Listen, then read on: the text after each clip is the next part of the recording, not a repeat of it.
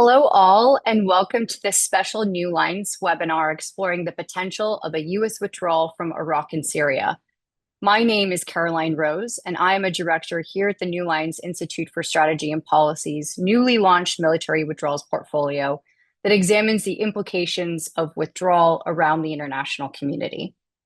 As we mark the launch of our new project exploring the potential and impact of a U.S. drawdown in Iraq and Syria, I'm thrilled to welcome a panel of former military leaders, governmental officials, and subject matter experts who've worked hard on various aspects of the counter-ISIS mission and are current thought leaders in the defense and security community regarding the Middle East. I'm going to jump into bios and then we'll proceed with questions. First, we have General Joseph Votel, a distinguished military fellow at the Middle East Institute. He is retired as a four-star general in the United States Army after a nearly 40-year career, most recently as commander of U.S. Central Command, CENTCOM, from March 2016 to March 2019. In his role at CENTCOM, General Votel oversaw military operations across the region, including the campaign against ISIS in Iraq and Syria. Before CENTCOM, he was the commander of the U.S. Special Operations Command, SOCOM, Joint Special Operations Command, JSOC, and 75th Ranger Regiment when they deployed to Afghanistan in 2001 and to Iraq in 2003. Next, we have Colonel Myles Caggins III, a retired U.S. Army colonel and a current non-resident senior fellow at the New Lines Institute. He is a founder and CEO of Words Warriors, a translations, public relations, and a business advising company with offices in New York City and Erbil, Iraq. From 2021 to 2022, he served as the U.S. Army's visiting fellow at the Council on Foreign Relations in New York. He is the former spokesman for the Global Coalition to Defeat ISIS in Iraq and Syria, where he led a multinational communication team representing 78 nations. He has extensive international media experience and relationships with journalists, particularly on Arab and Kurdish language networks. He served 3-year-long combat tours in Iraq. We're also very happy to have Elizabeth Dent with us, a senior fellow at the Washington Institute for Near East Policy, where she focuses on U.S. foreign and defense policy towards Gulf states, Iraq, and Syria. She was previously the director for the Gulf and Arabian Peninsula in the Office of the Secretary of Defense, and previously served as the special advisor to the Assistant Secretary of Defense for International Security Affairs and the Pentagon lead for the Global Coalition to Defeat ISIS. Dent was previously a non-resident fellow with the Middle East Institute's Countering Terrorism and Extremism program and a consultant with NTT Data. Prior to that, she served as the special assistant to the special presidential envoy to the Global Coalition to Defeat ISIS and the State Department's Bureau of Diplomatic Security. Next, we have Vladimir van Vilgenberg, an on-the-ground reporter and analyst specialized in Kurdish affairs and regional geopolitical dynamics. He co-authored 2 books on the Kurds of Syria, one with Dr. Harriet Alsop on the Syrian Kurds experiment with self-rule in 2019, and the other with Dr. Michael Knights on the SDF-US partnership against ISIS in 2021. He is a frequent contributor to New Lines Military Withdrawals Project on Iraq and Syria, authoring analyses about security and political implications of withdrawal. And last but not least, we have Benar FK, a fellow at the Kroc Institute for International Peace Studies, and who is pursuing global affairs at the University of Notre Dame. He has previously worked on journalism covering wars and conflicts in the region, focusing on extremist groups like ISIS, Al-Qaeda, and other militias. He's appeared on national media to analyze and discuss Middle East affairs and regional dynamics. He's collaborated with the EU, the Global Coalition to Defeat ISIS, YouGov, Human Rights Watch, and Amnesty International. He is also a frequent contributor to New Lines Military Withdrawals Project on Iraq and Syria, authoring analyses about regional competition in wake of potential drawdown of Operation Inherent Resolve. Now that we've gotten to know our speakers a bit better, I'd like to dive into what's next for the global coalition in Iraq and Syria, particularly amid signs that the Trump administration is considering a partial or full-scale departure. I'd like to start with you, General Votel. This panel comes at a fascinating time, as just last week, the United States confirmed reports that it had been considering reducing its force posture by half in Syria's northeast. Now that the Pentagon has reframed this drawdown as a reconsolidation, do you see it this way? Or is this a widely anticipated signal for further force reduction, even potentially a complete withdrawal in Iraq and Syria? Thanks, Caroline. I'm glad to join you and the rest of the panel today. And there certainly is no shortage of interesting events and activities across the Middle East. So I'm glad to talk about this one. I think to answer your question directly, I think both can be true. Certainly in the fall, as we saw the events in Syria, deteriorating as HTS launched their assault against the Assad regime. It was the right thing to do to reinforce our positions up there, and that's essentially what we did, which largely doubled the number of troops we have on the ground. So I do think that what we are seeing right now is, in fact, a reposturing and a return to our previous level of force in the north and eastern part of the country, which is around 1,000 troops. I think we have to appreciate that this surge created a lot of pressure on kind of the limited infrastructure and supportability that we have in the northern part of Syria. So this probably became necessary, particularly as the situation didn't play out the way that we had, kind of worst case did in this case. So it allowed us to go back to this. I think to the second part of this, whether it means a future, withdrawal. I mean, I think the Trump administration has been clear, I think, from their first time in office here that they do not see us being engaged in Syria.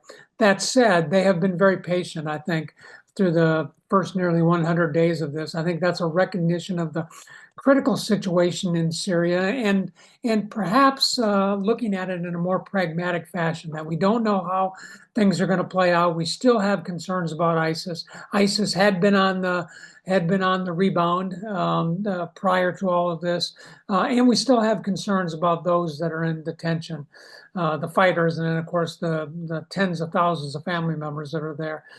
So those all portend some concerns for us, which I think has caused us to be patient. I hope that we will.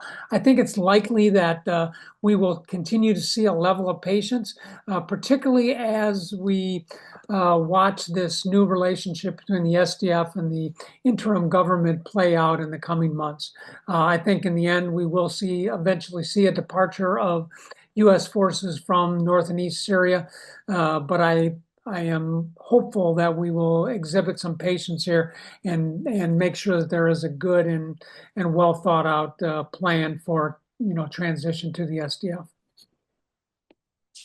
Certainly, I think the word patience is an excellent way to sum up the coming months ahead and what will be needed.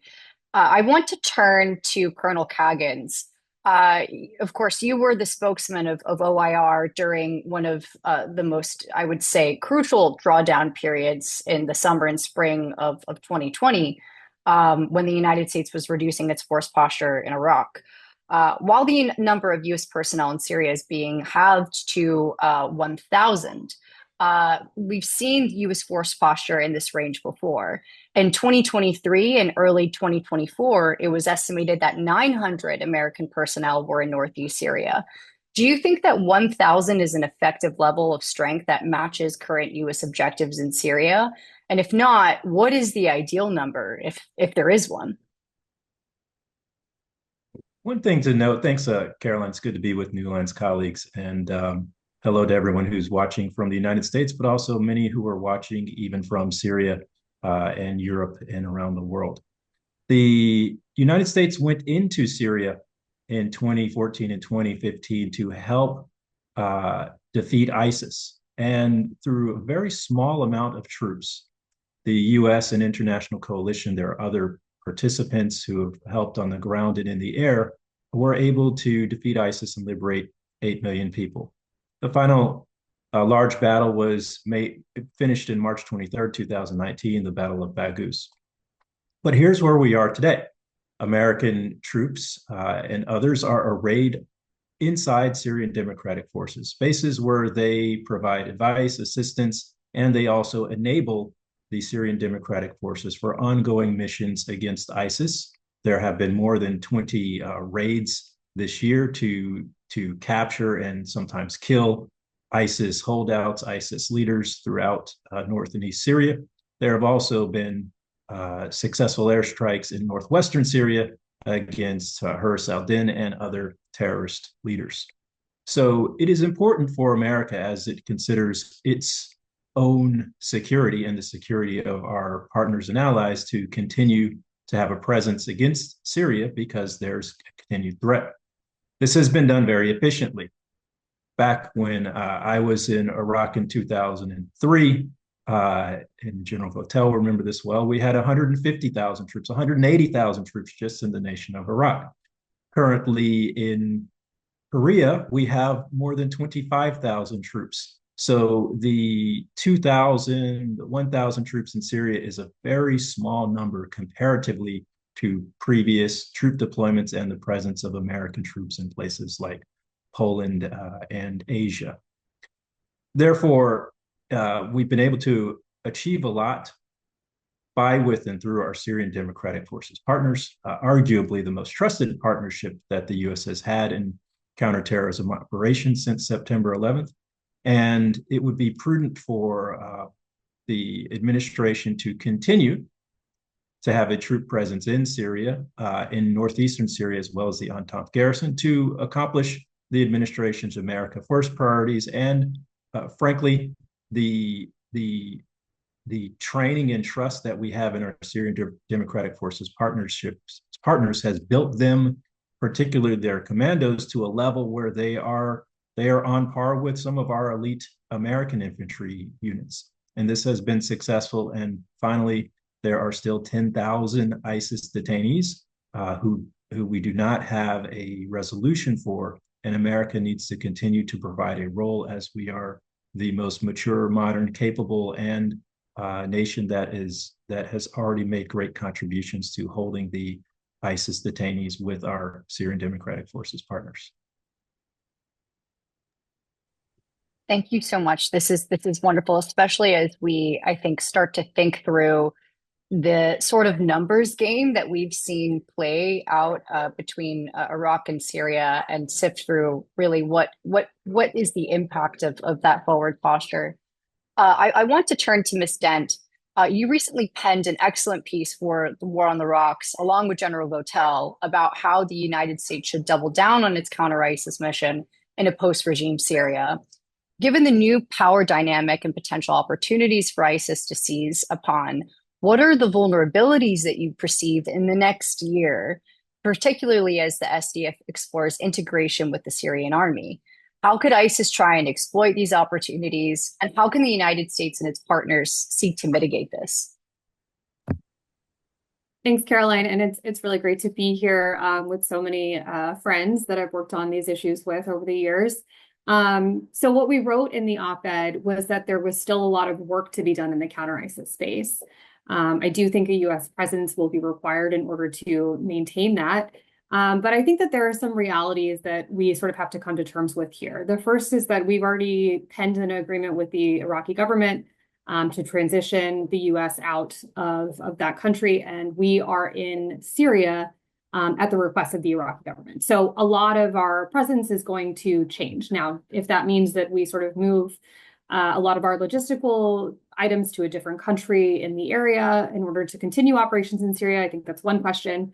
But as we have already discussed and acknowledged here in this forum, I think President Trump's inclination is to remove the presence of the United States in Northeast Syria. So again, I think there's still a lot of work to be done in the counter-ISIS space in this area. As both General Votel and Colonel Caggins have already mentioned, 9,000 to 10,000 fighters in detention facilities, 40,000 family members in displacement camps. We've seen escape attempts. We've seen attacks pretty drastically increase. Not to mention that the United States has prioritized hitting areas that ISIS was still operating in under the previous Assad regime in the Badia. So I think the U.S. will largely need to focus on ensuring that if we do see a resurgence, that it does not develop into external operational capability, and that the United States can maintain some sort of freedom of maneuver in case that we do detect some sort of plotting. In Syria, in particular, a lot of the vulnerabilities that I think that we should be concerned about are, one, of course, the resurgence. Two is a power vacuum. So I think, this right sizing, I guess we'll call it, of U.S. forces in Northeast Syria is a good sign. But of course, there's always the chance that a very fast pullout could be announced. I don't want to like completely take that off the table. This agreement between the interim government and the Syrian Democratic Forces is a good sign, but of course, what will be key is ensuring the implementation of it. And ensuring that the SDF is continuing to remain focused on safeguarding the prisons and the camps. I'm also concerned about this honeymoon period ending in Syria. I mean, the country has been at war for 14 years. Again, the agreement between the Syrian Democratic Forces and the interim government is a good sign. But I think that there are a lot of potential spoilers, including some outside actors. Whether it's the threat of a Turkish incursion, which I think we've largely gotten past, strikes from the Israelis, Russian or Iranian influence returning. We've seen the Russians sort of step up their engagement with the new government. We've seen them starting to deliver oil to the new government. So I just think there's a lot of different ways that this could go wrong. Of course, ISIS can and most likely will exploit opportunities in those vulnerabilities, most likely through waging attacks, attacking civilians, chipping away at any sort of governance credibility that the interim government is establishing at this moment in time. And I think the US and a lot of our other partners can help mitigate this by remaining firmly engaged on Syria. So that includes engaging with the new government, which means getting a lot of the people who focus on Syria in the US government into their positions as soon as possible, because a lot of them are still vacant. It means realistic messaging to the Syrian Democratic Forces, which CENTCOM did a great job of, which is what led to this SDF interim government agreement. And then setting a conditions-based rather than a time-paced withdrawal if it comes to that. So we've talked quite a bit about Syria. Mr. Van Vilgenberg, I want to turn to you because, of course, while we're seeing this dynamic unfold in Northeast Syria, the potential for increased ISIS activity, this need for continued engagement, we're also seeing a parallel process take place in Iraq, especially as it's been drawn out over the last 5 or so years. In the spring and summer of 2020, Operation Inherent Resolve reduced its force posture by half from around 5,000 forces to 2,500 and initiated a string of base and equipment transfers to the ISF, the Iraqi security forces. This also resulted in formally shifting the mission status from a combat to advise and assist role, what many called a formality at that time, given the fact that they were already doing a lot of advise and assist and capacity building activities. And last year, the United States agreed Prime Minister al-Sudani's government to begin reconsolidating its presence from Baghdad to Erbil to formally withdraw and terminate the global coalition with a deadline set for the end of 2026. How do you think parallel withdrawals in both Iraq and Syria will affect local security, particularly our actors on the ground and partner forces in Iraq? Well, you see now some analysts that are suggesting that the risk of ISIS is over. And you also had the Iraqi government officials saying that there's no more need for the coalition presence, especially last year. But we have also seen that there's a change in the opinion of the Iraqi government. So last year, during the Biden administration, they were calling for reducing the troops in Iraq. This is also related to the upcoming Iraqi elections. The Sudani government wants to present like sort of, I told the coalition to leave Iraq. But now after the fall of Assad, we see also there's a change of opinion in the Iraqi government. So before the fall of Assad, Iraq was basically telling the coalition to withdraw from the Ain al-Assad base because some people also suggest that the Ain al-Assad base was used during the drone attack on the killing of this Iranian general Soleimani several years ago. But now there's a change that the Sudani government really doesn't trust the new government in Syria. But although they still had some talks with this new government in Syria, but there's many Iraqi actors that are opposed to this new government in Syria. And apart from that, there's still ISIS present in the deserts of Syria. There are still attacks on, for instance, the SDF. You also see there are still US raids going on with Iraqi forces, with the SDF against ISIS cells. So there's still a risk of ISIS, but the thing is that ISIS is not so active, of course, as in the past. I mean, they lost all the territory since 2019.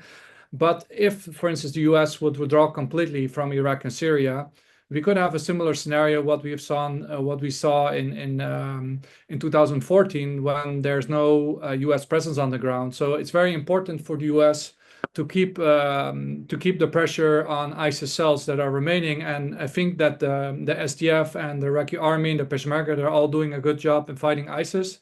But if there's no continued air surveillance or intelligence support from the US, I don't think they will be able to do such a good job.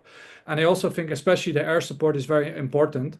And there's also signs, what was also mentioned recently by other analysts, is that the US is reducing its troops in Syria. And although there's a sort of ceasefire around the Tishrin Dam, recently there was a Turkish drone strike close to Raqqa. So there's always a potential for things escalating again between Turkey and the Kurdish-led Syrian Democratic Forces. But at the same time, what is quite positive now that there's a peace process going on in Turkey between the PKK and the Turkish government, and this could also reduce basically the Turkish threat against the SDF, because Turkey was always doing these incursions saying that the SDF is tied to the PKK. So we have to see how this will all develop. But in the end, also there's like still a large number of ISIS families in the camps in northeast Syria. There's also many ISIS prisoners. The camps are decreasing in number, so a lot of Iraqis have been returned to Iraq, and there's still also a number of Syrians there, which is, with the current situation, also it makes it easier for Syrians to return to their original areas who are in the camps, because the Assad regime has fallen. But we have to see how this all works out, and if the US suddenly withdraws from Syria and there's not very stable agreement between Damascus and the Syrian Democratic Forces, we could see things escalate in the future. And also there are several jihadis groups basically that were before in Idlib, and we should also not forget that many of the ISIS leaders in the past, they were killed in northwest Syria, not in northeast Syria. For instance, Abu Bakr Baghdadi was killed very close to the Turkish border in Idlib, which was then under the control of Giuliani's forces. And now Giuliani's forces, they control all of Syria. So there's also a lot of people are afraid that now sort of this ISIS jihadists, they can more freely move around in Syria, and they could put the security risk in the future. And that's why you also recently saw several statements by, for instance, the State Department and other countries warning for new attacks. So we have to see how this will work. And I personally think if the US would completely withdraw from Iraq and Syria, it could give ISIS a new potential for a resurgence, and that is very dangerous. And that's why it's very important for the US also to try to keep relations good between Damascus and the Syrian Democratic Forces, and also try to support peace between Turkey and the SDF. So even if the US keeps a very small force presence in Syria, it would be good. And even recently, Masroor Barzani, the prime minister of the Kurdistan regional government, he also warned that ISIS, he has intelligence that ISIS is still a threat in the region. So it's not only the SDF saying that, also the Iraqi Kurds here in Erbil, they also see ISIS as still a threat, and ISIS cells are still active. And we also saw many threats, especially from ISIS in Africa and Afghanistan. But ISIS is still underground in Iraq and Syria, especially in the security vacuums that I mentioned. For instance, in the desert of Deir ez-Zor, close to Kirkuk, in the Hamrin Mountains and other areas. So we have to see how this develops. But I think it's also very important to keep the air support for local forces fighting ISIS. Thank you. Thank you. And I think this sets the stage for my next question. Mr. FK, we've got quite a fascinating landscape both in Iraq and Syria right now. The influence of Iran-backed militias, they've been weakened to a degree. Also, of course, we've got very, very strong competition in Syria in a post-regime landscape.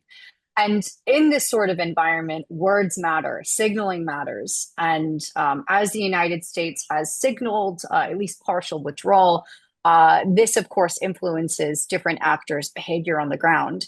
And I wanted to ask you, how have some actors on the ground, such as the Syrian Democratic Forces, the SDF, and the Kurdish security forces, KSF in Iraq, how have they prepared for and also hedged against a potential US drawdown? Well, first of all, thank you very much, Caroline, for having me. I'm grateful to you and to New Line, and I'm happy to be here for this excellent discussion. Look, if we look at the local actors in Rojava and in Kurdistan region of Iraq, we can see that in Rojava right now, the leadership are very well aware of that. U.S. forces and foreign forces cannot stay forever in the area. But also we have to take into consideration this is not only about the borders inside Syria, but it's a spillover. It has a more to do with the regional security and stability and the dynamics also outside of the Syrian border. In Rojava, we have seen currently the integration deal with the Damascus, which is one of the signs that the leadership are prepared and they are taking steps toward this. But also, we also currently have intra-Kurdish discussions among the diverse and different political parties. And there is talks that the Kurdish conference is happening quite soon. But also, we can see that right now there's a de facto ceasefire on Tishrin Dam.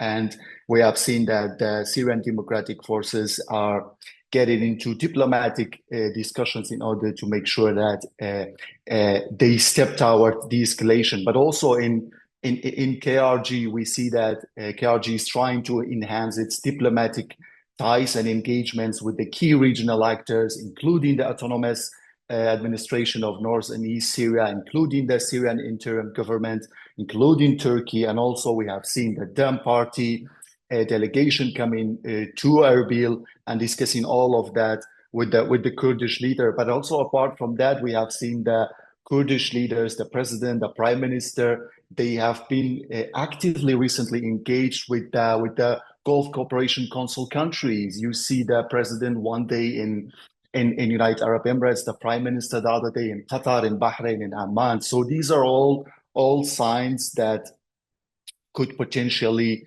lead to dynamics to get less. And also there's one more factor which we've seen in Syria, the other speakers, they also mentioned, which is the peace process that is happening, which will also potentially contribute really positively in the escalation in both Syria and Iraq and also wider region.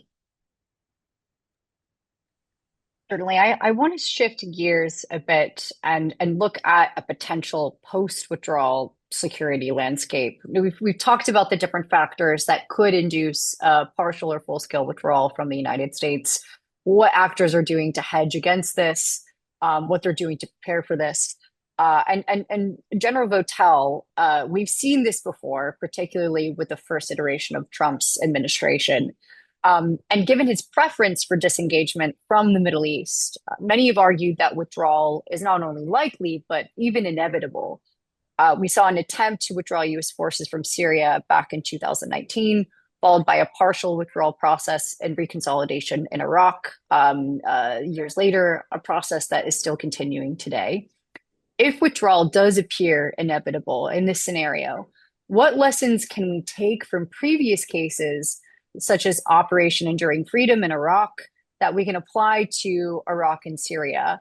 And what would you advise current military leadership to prioritize when they conduct this reconsolidation process and prepare for a potential for withdrawal? I know you talked about the importance of patience, and I'd love to hear, what other sorts of lessons learned you think that we can draw from Afghanistan specifically. Sure. It's a great question, Caroline, and I look forward to kind of laying this out here. I think the first thing I would just say is I think it's important to appreciate the environment that we're operating in. The situation isn't great in Syria, but it's not Afghanistan. The level of desperation, the abject terror that was evident and the Afghan people is not necessarily present in Syria. And I'm not trying to minimize the situation in Syria. Certainly, our departure there will cause concern for our partners, for perhaps civilians that live in the north and eastern part of Syria and have derived, stability from our presence in our relationship with the SDF over time, but it's not the same situation. So I think it's important to appreciate and understand the environment that we're stepping into. It's not the same as it was in Kabul, a couple of years ago, but it's not great, but it's not the same as it was. And I think that's an important thing to appreciate.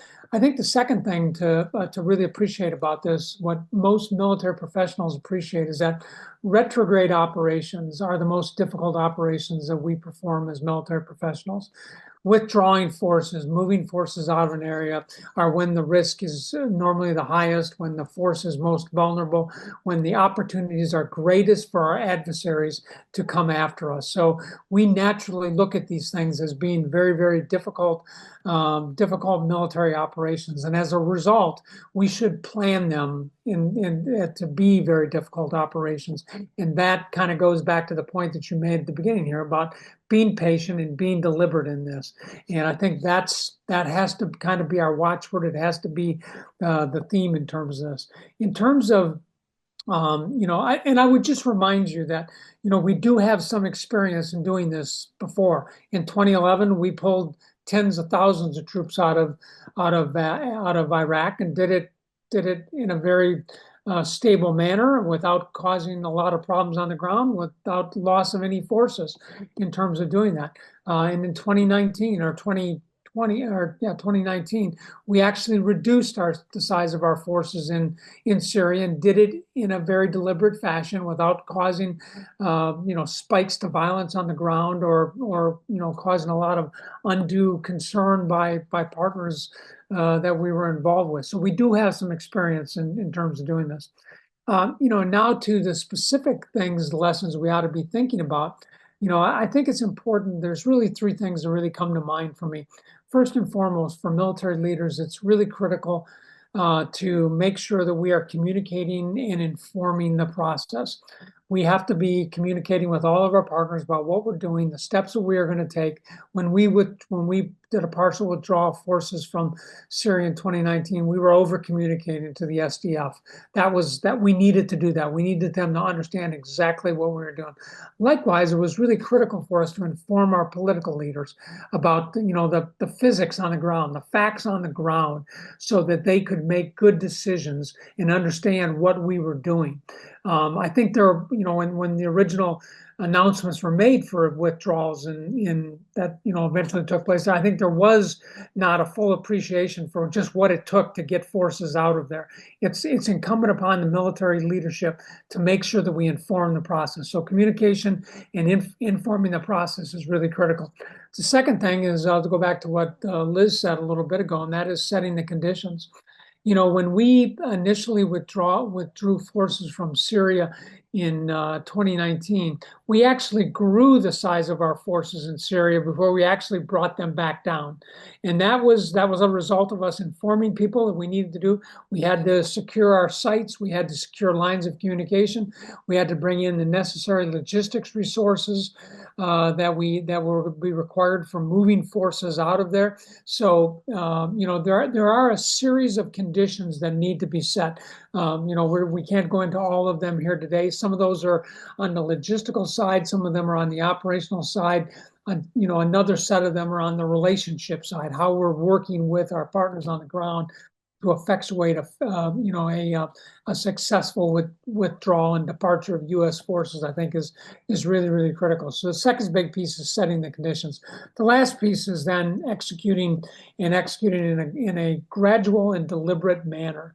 I think we have all seen the unfortunate situation that took place in Kabul as we found ourselves in kind of an emergency situation where we were trying to get out there very quickly. And oftentimes those situations really highlight the vulnerabilities of this particular military operation right here. So we have to be very deliberate. We have to be gradual in terms of what we're doing. We have to exhibit some patience. Again, patience as we do this. That will be critical throughout all of this. So as I kind of think about a future withdrawal, those are the kinds of things that I would be talking about, or I would, if I was still in a position, I would be advising people about.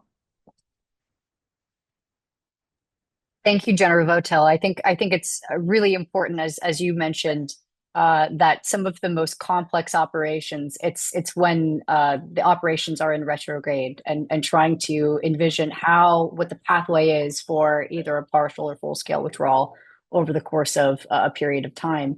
I want to talk about force capacity and Colonel Caggins. You did a lot of work in your time in OIR on the ground in Iraq and Syria, trying to build up and advance the capacity of our partners, the ISF, the KSF, the SDF, and others in Iraq and Syria. What does this force capacity look like in the wake of a potential U.S. partial or full-scale withdrawal? What are the major gaps that these partners will face in lieu of American assistance? And what are the kind of vulnerabilities you see? Well, first, it's important to note that through America and the global coalition, the local security forces in Iraq and Syria have come a long way from on the Iraq side, forces who were fleeing from the mere threat of ISIS, rumors that ISIS was going to come into their area, to now America through its investment, through the training, advice, assistance, and investment of the global coalition. In both Iraq and Syria, we see extraordinarily capable commando forces, special operations forces, the Iraqi Counterterrorism Service, the Peshmerga Counterterrorism Group and Counterterrorism Directorate, as well as the Yekhanean anti-terror and Hezin anti-terror troops in Syria. These are all top-tier special operations forces that have demonstrated capability over years in multiple complex missions to capture or kill leaders of ISIS. There is a gap, though. And one of the reasons why America should maintain its presence is to continue to fill this gap with logistics, intelligence collection, transportation, and as well as airstrikes. And this will help America maintain its proficiency, maintain its edge in these type of operations, continue to demonstrate our lethality. And frankly, there are times where we are testing new weapon systems and new techniques against a real enemy force. There is still some maturity that needs to happen, though, with these security forces in Iraq and Syria. They're unable to have acquisitions, procurement, long logistics tails. Part of that requires money, but part of it requires a mindset and mentality to make investments toward the future for what they need for their own internal security requirements. On the Iraq side, where you do have a nation that is flush with cash due to the sale of oil and oil exports, there needs to be priorities among the leaders to strengthen and mature their security forces, their Ministry of Defense, to a place where it can really, really stand on its own. We see that there are more security forces in Iraq than probably any time in history as a result of the war against ISIS, with the creation of the Popular Mobilization Forces, the Hashid al-Shabi. In Kurdistan region, we still have U.S. providing stipends for vetted Peshmerga brigades, and those stipends and divestments of equipment need to continue for that force to have an edge. And over in Syria, there's about a little less than $200 million a year in financial assistance for Syrian democratic forces for their ongoing operations against ISIS, and also some foreign aid that has been preserved by Secretary Rubio for camps that hold ISIS family members. So again, the big capability gaps are going to be in the high-tech things, the drones, in sophisticated ways of collecting intelligence, in aviation assets to conduct raids or other surveillance against terrorist groups, and the training. All of us need continued training. Troops come in, they go, and there are new troops who need to be trained, and the best trainers in the world have come from the United States and other coalition partners. One more thing I'd like to add, as General Votel was talking about advice, it's important for the leaders in the current administration in Washington, D.C. to remember that there are economic interests. America has poured a lot of money, made a huge investment to free this area of ISIS, and there's an opportunity, particularly in Syria, for America to continue to invest in not only a military partnership with the emerging Syrian Ministry of Defense and a continued partnership with the Syrian Democratic Forces that could potentially be carved out in a way that America has a dashed line relationship with the Kurdistan regional government in Peshmerga, but also economic opportunity. There are oil fields that are immature in northeastern Syria, right across the border from where American and other international oil companies are producing oil in Iraq's Kurdistan region. And for the investment that we've made and under President Trump's strong desire for America First energy policy, this should be part of the consideration for our ongoing presence in Syria. Thanks. Thank you, Colonel Caggins. So building off of this, looking at what our partner forces have been able to accomplish on the ground, how they've been able to build up capacity, I want to turn to you, Ms. Dent. Looking at how conditions have changed in post-regime Syria, and now there's an anticipation for a potential U.S. departure, regional actors have begun to float around different concepts of a regional security mechanism to counter the Islamic State, such as a coalition that was proposed between the new Syrian interim government, Jordan, Iraq, and Turkey. Could mechanisms like these be effective in the absence of Operation Inherent Resolve and the global coalition? And do you see other alternative mechanisms that have been proposed? And how are you seeing these different geopolitical processes develop in the region in a potential absence of U.S. presence? Sure, thanks, Caroline.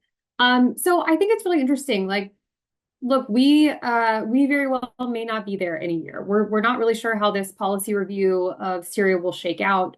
What I think has been clear and a recurring theme across the last several administrations has been this goal of the United States moving away from being a security provider and into a security integrator. All of the countries that you mentioned, Jordan, Iraq, Lebanon, Turkey, they were all members of the global coalition to defeat ISIS. Obviously, this new coalition would also include the new interim Syrian government. I think it's really important for the United States to continue to improve upon its military partnerships, particularly in Jordan, Lebanon, and Iraq, since they'll be critical to containing ISIS in the region. And that we should be supportive of regional security mechanisms such as the one that's been proposed. First of all, because it can allow for us to still maintain some influence or ability to, again, freedom of maneuver to sort of strike ISIS cells that may be external plotting to hit Europe or the United States. Of course, what I think about this specific coalition is Turkey's role. And Vlad and Dinar both mentioned that the Turks are currently pursuing this peace process with the PKK, and that a complicating factor here could be a rise in tensions between the Syrian Kurds and the Turks. Obviously, that would be pretty heavily problematic if the Turks and others were to create this coalition and then just utilize it to go after the YPG or other Kurdish elements in Syria.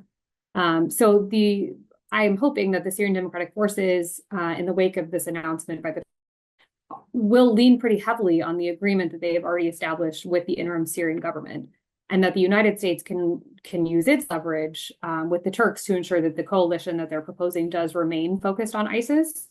Again, I think it's really difficult for a coalition like that to be operating to the same degree as Operation Inherent Resolve, to answer your very specific question. But if the U.S. can support or play some sort of role in this coalition, it'll be able to remain a partner when necessary, maintain a finger on the pulse to ensure the threat of these external operations is limited, and then take direct action if absolutely necessary, potentially alongside of these member countries. So I think we have a lot to see about what this is actually going to look like. Again, it certainly will not be up to the same level as the global coalition to defeat ISIS and Operation Inherent Resolve, but I think that it's important for the United States to invest in regional security mechanisms that can help ensure the security of folks in their own neighborhood. Certainly, I think it fits very well with existing capacity building efforts and the advise and assist mission, broadly speaking. Turning to you, Mr. Van Wilgenberg, looking at how partial and full-scale withdrawal could affect actors politically in the region and on the ground, how do you think a partial withdrawal or a full-scale withdrawal could affect processes like the ongoing SDF Damascus deal and their existing efforts to try and integrate their security systems, as well as programs to build cross-border security? Well, there's one thing, for instance, especially in Syria, for instance, when the US withdrew from Iraq in 2010, there was not a big difference for the Kurdistan region because it's recognized by the Iraqi constitution. But in Syria, it's different because the areas that the SDF are controlling, they're not recognized by the Syrian constitution. So the SDF in that case is much more weaker. But we also saw, for instance, in Iraq, that after the US withdrew in 2010, that there was many programs to de-escalate tensions between the Iraqi army and the Peshmerga. They basically returned those tensions. So there was like some sort of military tensions after the US withdrawal in 2010. So you could also see now that we have, for instance, this HTS deal with the SDF. But one of the reasons also the HTS is making this deal is because they don't have enough forces to control all of Syria. I mean, they were previously only in Idlib. They had around 30,000 troops in Idlib. But now they control all of Syria. And actually, the SDF is much bigger than the HTS. They have around 120,000 or more troops.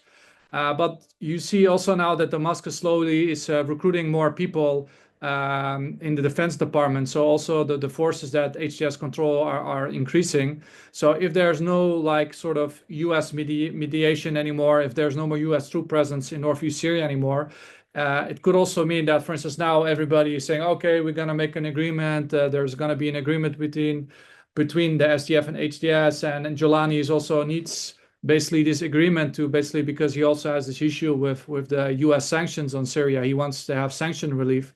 So another reason also why Damascus did this deal with the SDF is basically to improve its relationship with the US, because the US wants to have stability in Syria by having an agreement between SDF and Damascus. But if the US is not there anymore military, then sort of this military engagement, this card basically to put military pressure is not there anymore. So that could also risk that in the future such a deal could basically break down, especially if Damascus builds more forces. And that's why I think also it would be important to keep diplomatic engagement in Syria, even if the US withdraws.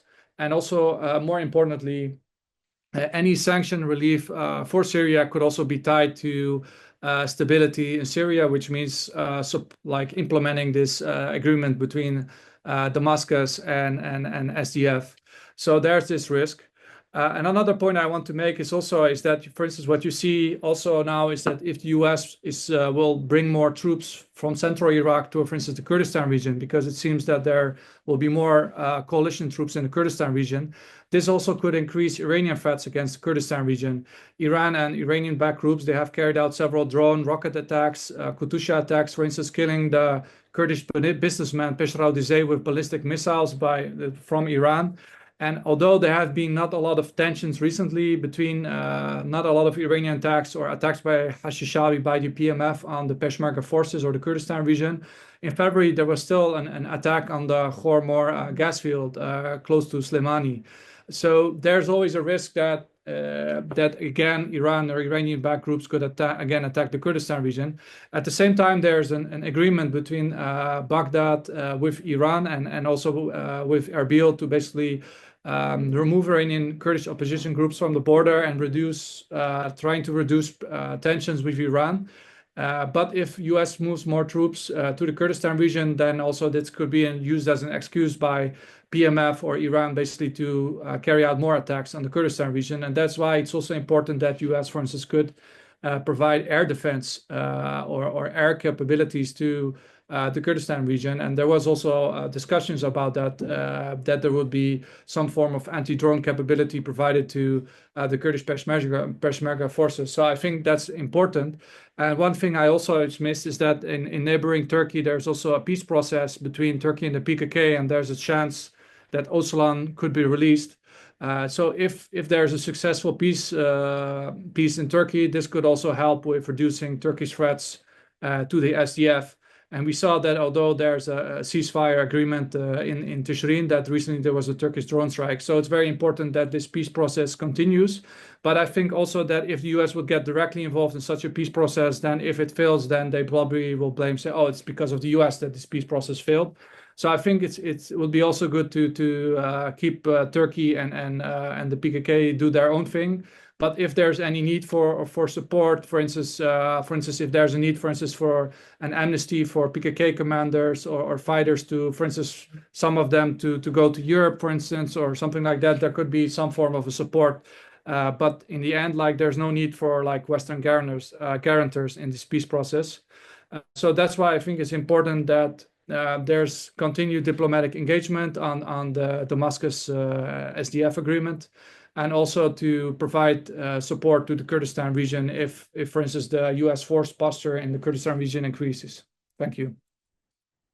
Thank you. I think that that's an excellent point. The United States playing the role of a facilitator diplomatically in the region. And I think as we've seen, and actually in a panel that I was in last week with General Votel, we talked about the role that CENTCOM has played in the region in this deal between the SDF and Damascus. And potentially, with that facilitating role, that could, of course, be used for momentum for further diplomatic engagements.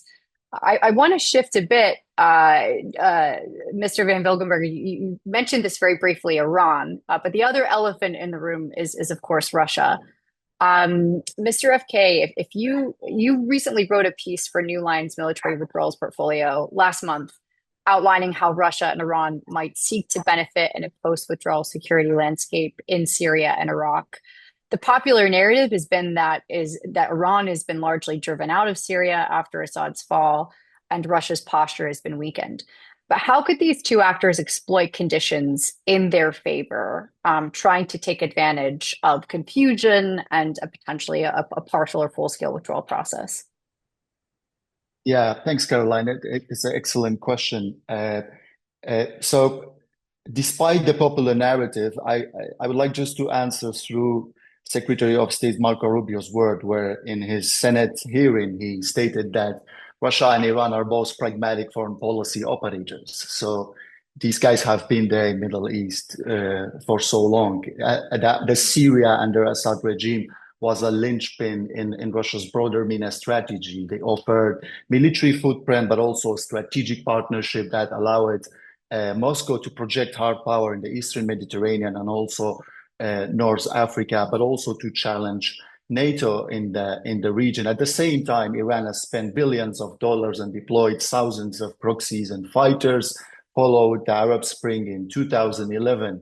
So Syria was really important for Iran as well as a transit hub, like for Iran's axis of resistance that enabled Tehran to project power, but also logistical in order to move arms control and also proxies and to counterbalance its rivals like Saudi Arabia and Israel. So the fall of Assad regime disrupted all these alignments, but Russia and Iran are there, and they are countries that have strategic incentives and capabilities to exploit and result this power vacuum and change it. So there are several ways for both countries in order to do so.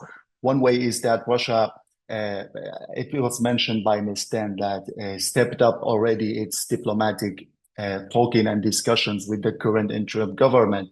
So Moscow have been doing this exploratory engagement with the new government in order to keep its both military bases, which is Humayya military base, and also Turtus. Report already suggests that Russia's military presence is essential to negotiations in exchange for some sort of debt relief, but also return the seized assets, but also reconstruction aid. Another way for Iran is that Iran has been throughout the past decade since the establishment of the regime in 1979 has been seeing chaos as opportunity. In 2003, we have seen with the US intervention, Iran grasped the opportunity and transformed it into building alliances and created political and armed actors strongly in Iraq. In 2011, when US withdrawal happened again, we have seen these armed and political actors that align with Iran gotten just stronger. In 2011 in Syria, we have seen IRGC that mobilized proxy forces and brigades from Afghani and Pakistani Shias into larger transitional militia landscape to defend Assad. So given this history, it's not unlikely that Iran is also could be able to do this. But again, Iran, it has a historical tie with the Alawites in Syria. Previously, Iran's condition was to protect some of the sites. Now they can leverage this and enter Syria through protecting the minorities. And the last point that I would like to make is the joint effort between Russia and Iran, which in January 17, we have seen that Iranian President Pezeshkian and President of Russia, Putin, where they signed a comprehensive strategic partnership, which could also, in order to enhance military and political aids between both countries. So on this front, they could work together in Syria to find a way back in. Wonderful. I'm very happy to report that we're going to have time for audience questions, which is awesome to say as a moderator. That's a very rare thing. But before we do approach some audience questions, and I can see a few that are coming in the chat for those who are watching, please feel free to submit your questions for our participants. But I do have one more question for you all, and if you could keep your response to 1 minute. If you could impart any policy recommendation or strategic insight for U.S. officials considering a withdrawal process in Iraq and Syria, what would you say? And we'll start with General Votel, then we'll go to Colonel Caggins, then we'll go to Elizabeth Dent, then we'll go to Vladimir Van Vilgenberg, and then finally to cap it off, Benar, FK. Yeah, well, great question. So I think the first thing is that we have to, before we make any decisions about withdrawal or other big things we're going to do in the Middle East, I think it's important to always consider our long-term interest and strategy. Myles raised the concerns about, energy policy. I would highlight our policy vis-a-vis Iran. Premature departures, not well thought out departures from Syria and Iraq could actually work against what we want to try to do vis-a-vis Iran. So we derive a lot of benefit from having forces in this part of the world and from having relationships. And so we need to consider that in terms of our long-term interests. We also need to appreciate that only 1.5% of DoD resources are actually in CENTCOM. So it's a relatively small, manageable assessment. Last thing is don't throw out the baby with the bathwater. Just because we depart doesn't mean we have to break partnerships or relationships. Going back into Iraq in 2014, we were highly dependent upon our relationships with the Kurds up in Erbil to help us get in and establish basing. So we have to think long term about our relationships and partnerships. Wonderful, Colonel Caggins. Partnerships are extraordinarily important. I was in Syria in September before Assad fell, and then back in January. And there was a little bit more hope in January when I visited both Syrian Democratic Forces leaders, political leaders, and people in towns and villages in north and east Syria. And as much of the world does, it looks to America to help help intervene, help modulate transitions. And this is another opportunity for America. It's an opportunity with security, an opportunity with the economy, and everything, of course, is tied together. As America moves to lift sanctions in Syria, this will create economic opportunity in Syria, and then there can be the return of some of the migrants who've gone into Europe. They can come back to Syria in a place where there are economic opportunities, and there will be less receptive to extremist ideology and terrorist rising again. So it is all connected together, and America does have an important role and should, as General Votel mentioned, look at the long-term security interest, economic interest, and the partnerships, because these partnerships will be necessary around the clock, not just for short-term fights against terrorists, but long-term for America's strength in the region and in the world. Caroline, I'll go ahead and jump in. Just to build off of General Votel's and Colonel Caggins' great thoughts, I would say getting the right people in place now is incredibly important. There are still positions at the National Security Council, at the Department of State, the Department of Defense, which have gone unfilled. And, you know, what doesn't cost a lot of money is diplomacy and talking to people and engagement. And if the concern is about putting America first and about, you know, sort of right-sizing the amount of money that we're spending in the Middle East, a very easy way to do that is to invest in people who can actually go out and do that. So to me, that's number one. The second is clear and realistic messaging. That means being upfront with our partners about some of the decision-making processes that we're having back in the United States. But again, going back to the first point, the more people we get in place, the sooner we can have this review process, the faster the president can make a determination to move forward. So I think we need to have that in place first, then have very clear and realistic messaging and talking points with our partners and all be on the same page. And then the third would be making any sort of withdrawal or drawdown, again, conditions-based or instead of time-based. Those are sort of the three that come to mind for me.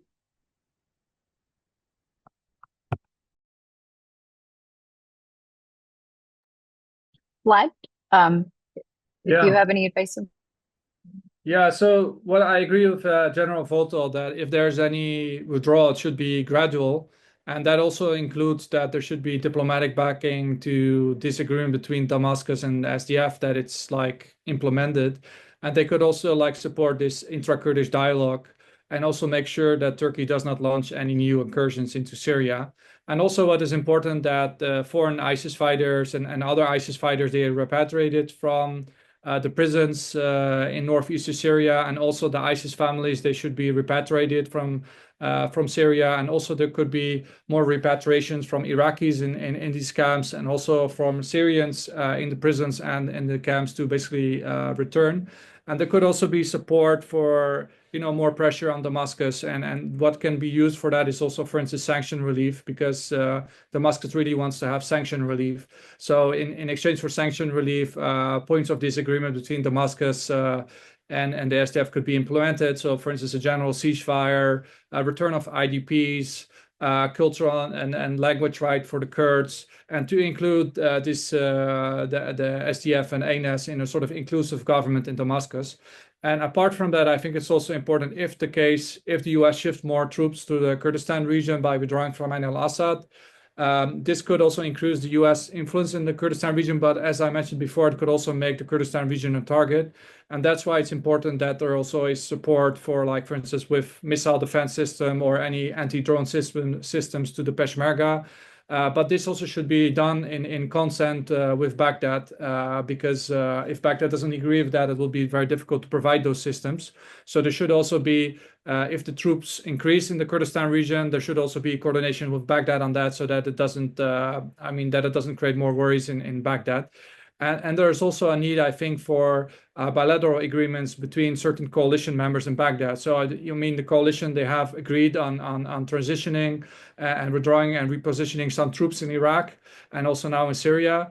But it's still very unclear that after 2026, when the supposed transition is over, what's going to happen. So then there's a need for bilateral agreements between countries like, for instance, France, Netherlands, Germany, Italy, and other countries that have troops here in Iraq. And some of these countries, they may want to keep troops in Iraq. So there's also a need for more transparency on that. There needs to be more bilateral agreements between these countries in Iraq. And these bilateral agreements should not only include, for instance, military, for instance, a continued military presence, but they can also include economic support for Iraq and also for the Kurdistan region. And so it could be a security package, but it could also include aid and humanitarian aid and economic support. And for instance, also increasing more companies investing in Iraq and the Kurdistan region. And for this also, it's important that the relation between Baghdad and Erbil stays stable. So just like in Syria, there should be diplomatic support for keeping a good relation between Baghdad and Erbil, because there have been some tendencies also in Baghdad to trying to decrease the Kurdish autonomy in Iraq. And we also see that, for instance, now with that there's still no oil exports from the Kurdistan region to abroad, and there's still no deal on this oil exports. So I think it's important to, in these bilateral agreements, to also include economic and military support. So we have to see how this all is going to be implemented, but everything should be gradual and patient, and not like in Afghanistan when the US just withdraw completely. And we should also remind that there's still ISIS cells in the region. And that's why also I think the US should continue small special forces groups to operate in these areas, and also to continue air support, ICE air support, and intelligence support to local forces on the ground, both to Damascus, to the SDF, to the Peshmerga, and to the Iraqi government. Thank you. And last but not least, Pinar. Thank you. Excellent points raised by the four distinguished speakers. I might just say that maybe United States could keep its diplomatic and economic partnership with Rojava, but also maybe encouraging NATO and regional allies to maybe establish a coordination center in northeast Syria, or bases on this front to preserving regional security and stability. Thank you. Thank you. And we'll start to dive into some of the excellent questions that have been posed in the chat. I'm going to start off with this first question. I'm going to call about 2 to 3, and we'll take them as they come in. One question says, let's say that tomorrow Donald Trump orders the total withdrawal of U.S. troops from Syria within 100 days. What steps could be taken in those 100 days to preserve that counter-ISIS mission, peace and stability in Kurdish-led North and East Syria? And then I'm going to throw in 2 other questions as well. We have this right here. How should the Trump administration assess the potential for a new Kurdish state, if necessary? And refers to a recent article that was authored by Michael Rubin. And then the third question, let me pull that up. How can you help the local community with strategic communication, preparing them for a withdrawal and protect them against ISIS? And for anyone that would like to answer these questions. Caroline, I'll jump in on the first one here, and about the 100-day thing, having had something similar to deal with. I don't think my recommendation would be my thoughts would be much different than what we talked about before. I really think it is about informing the process, making sure policy makers and decision makers, political leaders appreciate the physics on the ground, what it actually takes to extract ourselves in 100 days. I think that's really, really important. I think it's really critical to be communicating to people, our partners, about the things we're doing. That, I think, is a foundational thing that has to be done. Then, of course, you have to look at set the conditions here. I think it's very clear that we have to, prioritize things, help the SDF prioritize things. So looking after detainees, for example, would be very important, but it also, we would be sending a signal up to our government that this is a likely vulnerability point that we may need to have diplomatic help with to address that. So I think you have to go through and look very specifically at those kind of conditions. I think the other conditions we're looking at, the enabling conditions. What are the things we're doing for the SDF that we can do without physically being present? Are we allowed to continue some of those things? Can we continue to pass intelligence? Can we continue to fly surveillance that doesn't land? So I'd be wanting to know those types of things. What are the parameters of any support that we have? Again, withdrawal doesn't necessarily mean that we're breaking the relationship or they're not going to do things. So we have to think about that. And then, of course, I think making sure that we look after, third component would be making sure we look after our forces to ensure that we could conduct our departure in an orderly manner that certainly preserved force and didn't result in the loss of life on any side, particularly ours, as we were trying to get out of there. We'll go with Vlad, then Elizabeth. Yeah, I think someone asked about the Trump administration assess the potential for a new Kurdish state. I don't think there's a potential for a Kurdish independent state. But I think one of the issues that the US had in the past before, that you have the State Department, have all these departments for Iraq, Syria, Iran, and other countries where Kurds live in.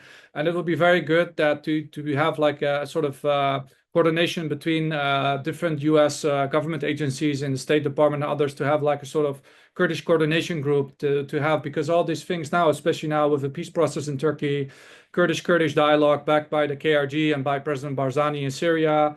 It would be good to, because it's all transnational, it's all transborder. So it would be good to have sort of like also have a transnational, transborder policy from the State Department and all these Kurdish actors.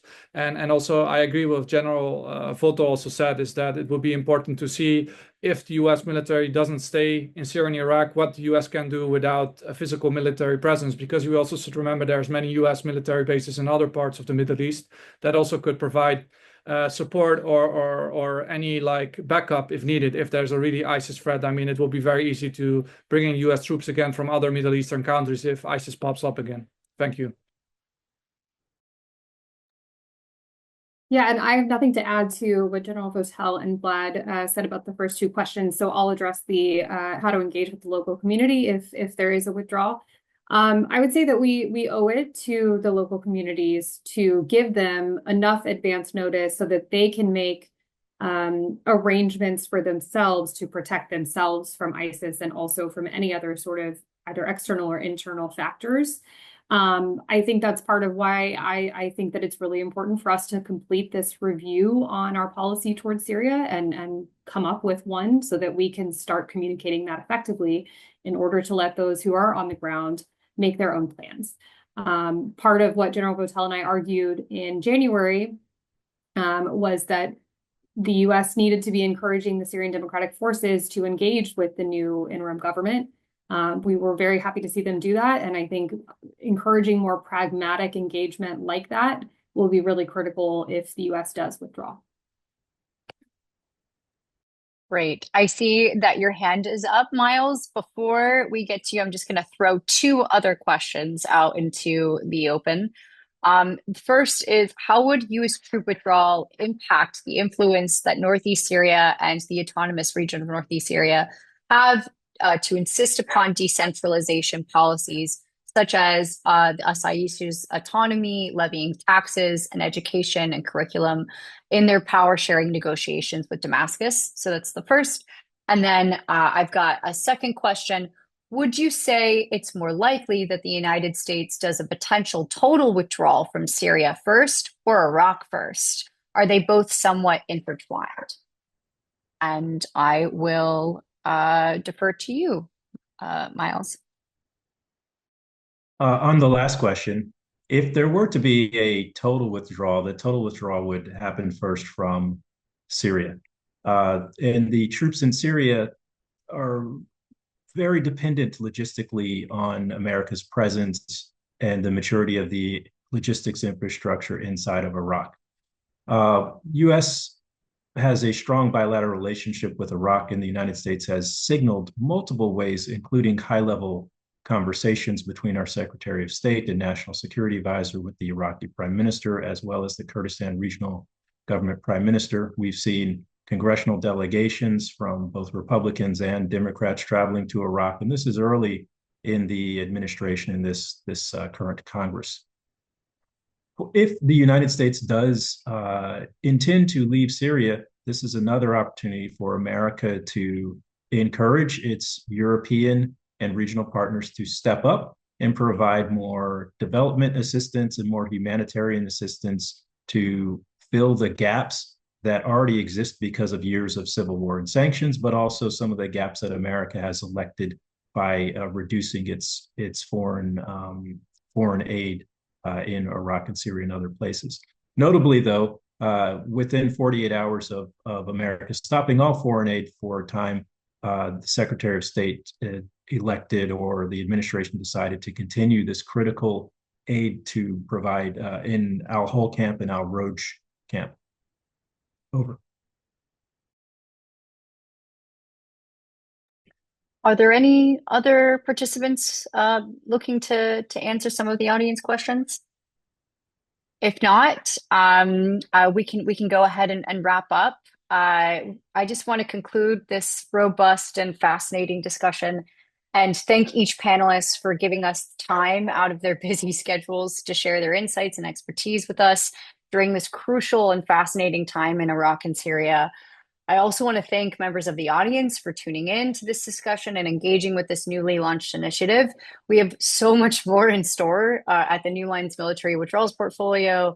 We have actually published a recent report today on partner force capacity, and please stay tuned for upcoming podcasts, articles, reports exploring withdrawal implications in both Iraq and Syria, as well as the post-withdrawal landscape in Afghanistan, and as well as in the Sahel. We invite you to check out our latest report, which published today, the Iraqi military forces capacity in wake of a likely U.S. withdrawal in Iraq, as well as explore our portfolio website at www.newlinesinstitute.org/portfolio-military withdrawals. Please have a lovely rest of your day and a lovely rest of your week. And thank you so much once again for tuning in.